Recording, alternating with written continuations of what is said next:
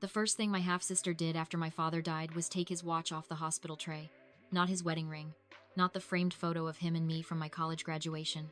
Not the leather folder that held his medication list and the last stack of bills I had been paying for 6 months. She took the watch. A steel Omega he had worn every day since I was 11. The one he used to set on the kitchen counter before washing dishes. The one he promised me in front of 3 witnesses when I was 16, and he was teaching me how to drive his truck. Marissa slipped it into her purse before the nurse even finished saying she was sorry for our loss. Then she looked at me with that smooth, practiced sadness she used when she wanted people to think she was deep instead of selfish. "We can sort the sentimental things later," she said. "Right now we need to focus on the house." The house. My father had been dead for 12 minutes. I was still standing beside his bed in the cardiac unit, my mascara burned into the skin under my eyes, my phone full of messages from his neighbors asking whether there was anything they could bring over, and Marissa was already moving my discreet father from person to property. Her husband Nolan stepped in behind her, hand on her back like she was the one who needed support. He had on that same expression he always wore around money, calm on the surface, eager underneath. "We should all stay practical," he said. "Your dad would have wanted that. My dad would have wanted someone to tell Nolan to stop using his death to audition for authority. Instead, I stood there in the too bright hospital light and watched Marissa pull open the drawer under the tray table, like she knew exactly what she was looking for. She took the house keys. Not all of them. Just the brass ring with the yellow hardware tag that said West Side. That stopped me cold. My father kept 4 separate key rings. Truck. Main house. Workshop. Rental cottage. The West Side tag was not for the front door. It was for the detached workshop behind the orchard. Marissa saw me looking and curled her fingers around the ring. "You are exhausted," she said. "Go home. Nolan and I can handle the first steps." My father had owned a pear orchard and farmhouse on the edge of Hood River, Oregon. The land had been in his hands for 20 years, and in my grandparents' line before that. I grew up climbing irrigation pipes, sorting crates in August heat, and doing homework at the farm stand register while he talked to customers about frost feed and county taxes. Marissa grew up in Seattle with our mother after the divorce, and visited twice a year when she remembered we existed. But now she had his workshop keys. "Why do you need the West Side keys?" I asked. She did not blink. "I do not know what that means." Lie. Bad one. Because my father never labeled anything without purpose, and Marissa never grabbed anything without motive. Nolan touched her elbow. "We should get moving if we are going to beat the funeral home traffic." There it was again. Speed. People who are grieving move slowly. People who are hunting move fast. I looked at the purse where she had hidden the watch and the keys. Then I looked at the leather folder still sitting untouched under the discharge papers. "Fine," I said, "but I am taking his paperwork." Marissa gave me a thin smile like she was allowing me a toy. "Take whatever admin stuff you want. We will deal with the property." The property. I picked up the folder and let them leave first. I watched their backs disappear down the corridor with the quiet confidence of 2 people who thought shock made everyone around them easy to manage. That was their mistake. I am not a lawyer. I am not a detective. I am not a title officer. I am a forensic bookkeeper for an agricultural cooperative. My whole job is noticing when numbers tell a cleaner story than people do, and by the time I got to my car in the hospital parking garage, I knew 2 things for certain. Marissa had not taken that workshop key by accident. And if she was reaching for the workshop before we had even called the pastor, then my father had left something there she wanted before I saw it. I drove straight to the farm. The clouds hung low over the orchard rows, pressing the whole valley into that flat gray Oregon light that makes every barn look older and every secret look possible. My father's truck was still parked where I had left it 2 nights earlier. The porch light was on, because neither of us ever remembered to switch it off in the morning.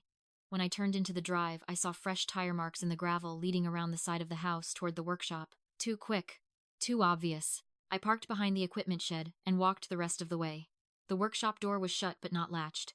Inside, 2 storage bins sat open on the floor. Shelves had been disturbed.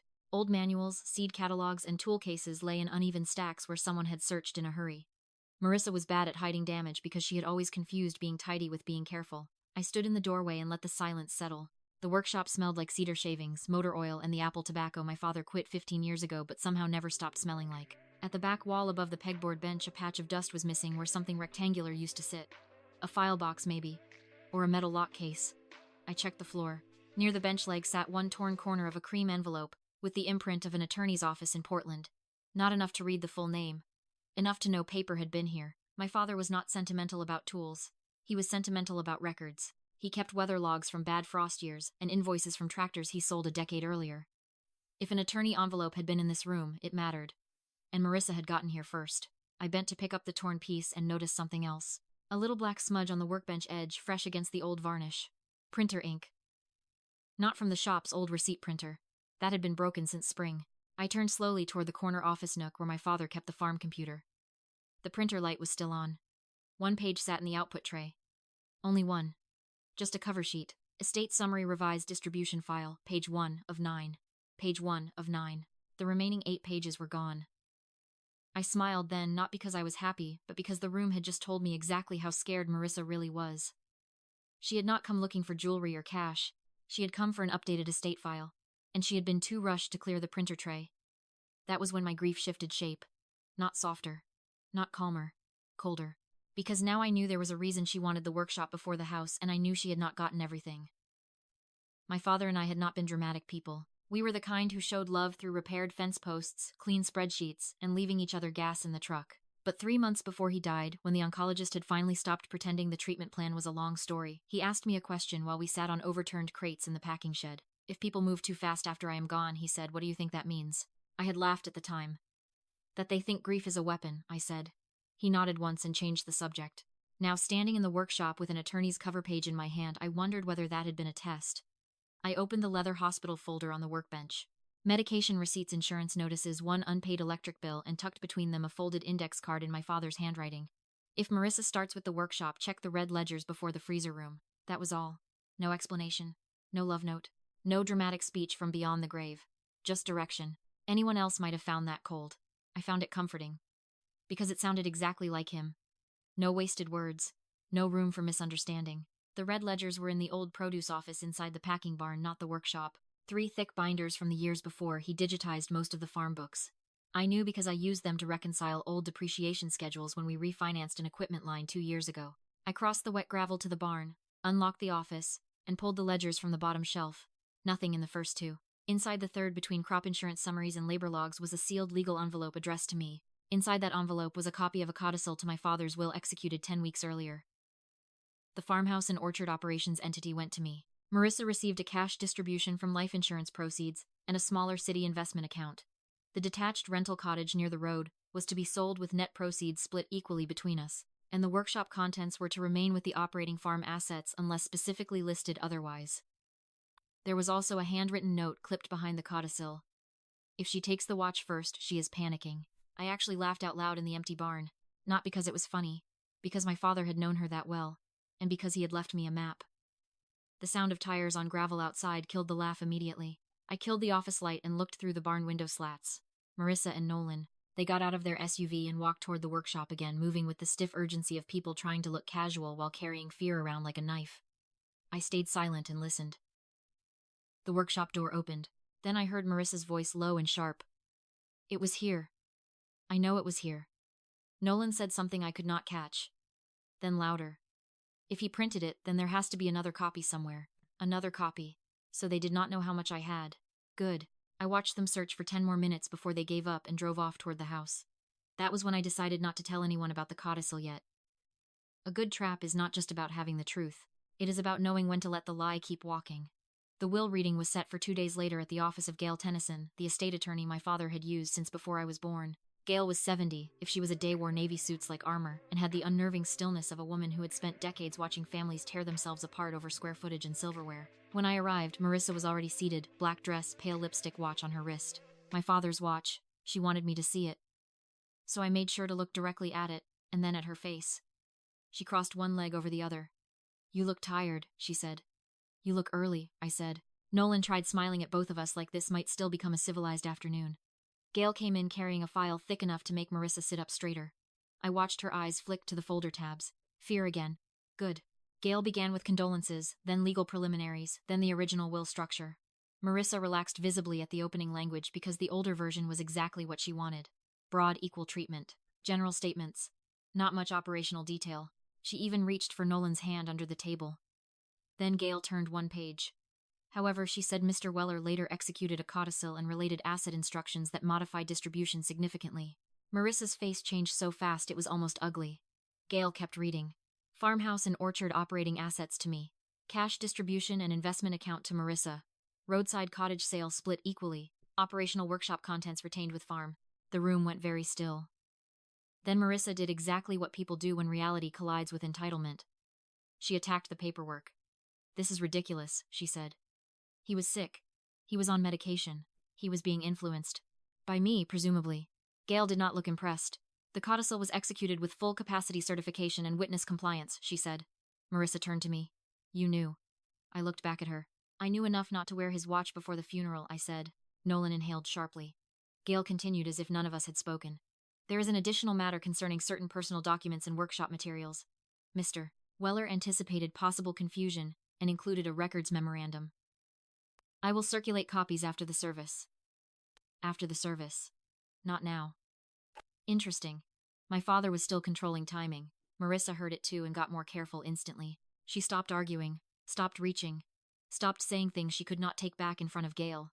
That restraint told me the records memorandum mattered more than the codicil to her, which meant the workshop hunt was not really about the house. It was about what the memorandum could prove. After the meeting, I caught Gail in the hall. Do not give her time to move anything, I said quietly. Gail's mouth twitched the slightest bit. Your father requested a supervised property review tomorrow morning, she said. I assumed there was a reason. Of course he had. The next morning, Gail arrived at the farm with a legal assistant, a notary, and a man from a local valuation firm. Marissa nearly choked when she saw them in the drive. This is unnecessary, she said. Gail glanced at her watch. Then you should not have touched the workshop before the funeral.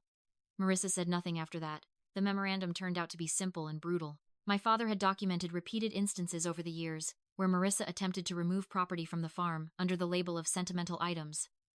Tools. Antique scales. Fuel vouchers. One generator. Even irrigation copper once years earlier after our grandmother died. He stated clearly that any heir attempting premature asset removal before supervised review would forfeit discretionary claim to non-scheduled personal property. Not illegal thunder. Worse. Precise consequence. Then came the inventory. Workshop tools, farm records, machinery manuals, equipment parts, and one wall safe bolted behind the shelving in the west side workshop. The safe. That was what Marissa had really been hunting. Gail had the legal assistant record the opening. Inside were land leases, crop contracts, 2 certificates of deposit tied to seasonal reserves, and 1 sealed envelope labeled cottage packet. The roadside rental cottage. I had assumed it was a minor asset. Old cedar place by the county road rented part-time to traveling climbers and harvest crews. Gail opened the packet, read for 10 seconds, then looked up at Nolan. Interesting, she said. Nolan went pale before she even explained. The cottage was not free and clear. My father had signed a private financing memorandum 3 years earlier, when Nolan begged him for money to float a failed construction bid. To avoid humiliating Marissa, my father had structured it quietly. No interest for the first year, then conversion options if unpaid. Nolan never paid it back. The unpaid amount was secured against Nolan's beneficial claim in the cottage sale proceeds, meaning the half Marissa thought she would receive from the cottage was about to shrink dramatically into debt cleanup. That was why they wanted the workshop records. Not because the workshop itself was valuable, because the safe held the paper that erased the future they had already spent in their heads. Marissa stared at Nolan like she was seeing him in natural light for the first time. You told me he forgave that loan, she said. Nolan had the good sense to stay silent. The valuation man kept writing. Gail sealed the documents into evidence envelopes and had everyone sign chain of review forms. Marissa tried one last angle. This is all punishment, she said to me when Gail stepped aside to answer a call. He always favored you. No, I said. He trusted the person who stayed. That cut deeper because it was true. Marissa visited on holidays, posted filtered pictures in the orchard, and called him old school when he refused to subsidize her version of emergency. I drove him to chemo, reconciled payroll while he slept in the truck, and learned how to repair irrigation timers at midnight because losing a crop never waited for feelings. Favoritism was the word people like Marissa used when they wanted labor and loyalty to count as nothing. The funeral took place under low clouds and damp wind in the church overlooking the river. Marissa cried beautifully. Nolan looked chastened. Neighbors brought casseroles and orchard stories and the kind of practical kindness grief can actually use. At the reception, I caught Marissa alone by the coffee urn. She touched the watch on her wrist like a reflex. Take it off, I said. Her chin lifted. Excuse me. That watch was not left to you. She smiled, tired and mean at the same time. Prove it. So I did not argue. I just reached into my bag and handed her a copy of the personal effects addendum Gail had circulated that morning. My father's watch was listed under specifically designated items to daughter Evelyn Weller. Me. My father had listed his own watch. He knew her that well too. Marissa read the page once, then twice. The color in her face changed. People think humiliation is loud.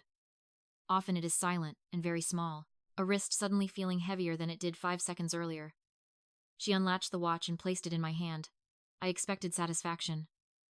What I felt was stranger. Relief. Not because of the watch itself, though I loved it, but because each page my father left behind made the same thing clearer. He had not been confused. He had not been manipulated. He had seen exactly who we both were.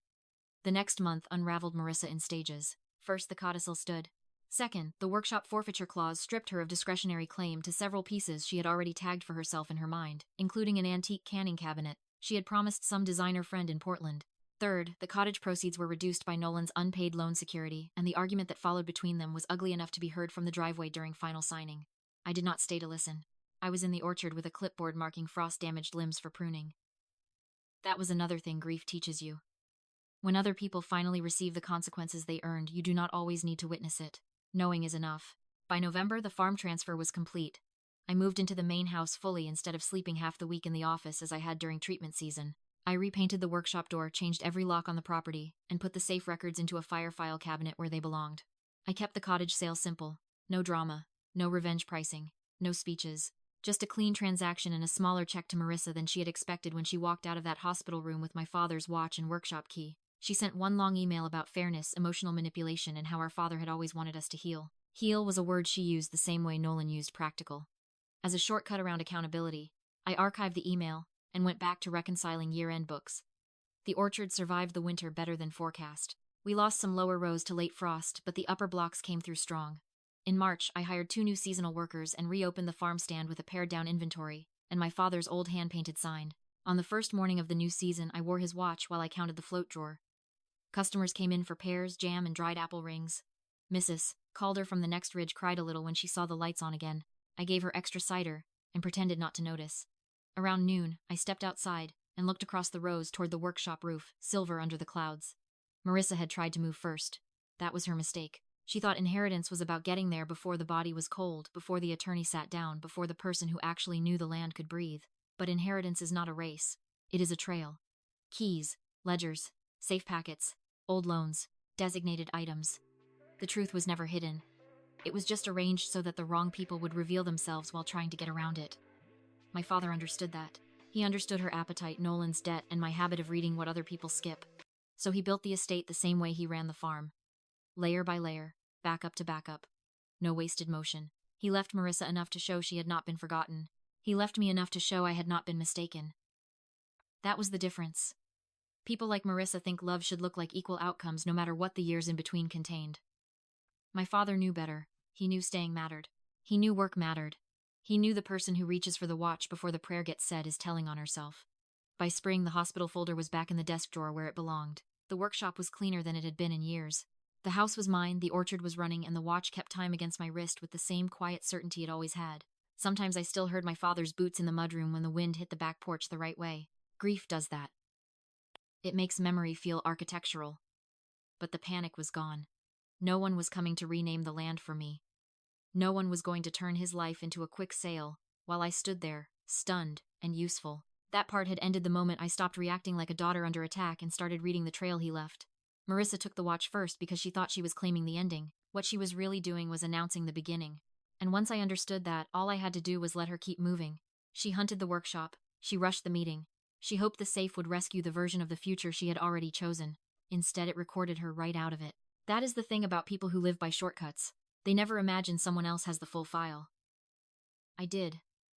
My father made sure of that. So when the dust settled, I did not just get the house, the orchard, and the watch. I got the one thing Marissa had never understood enough to value.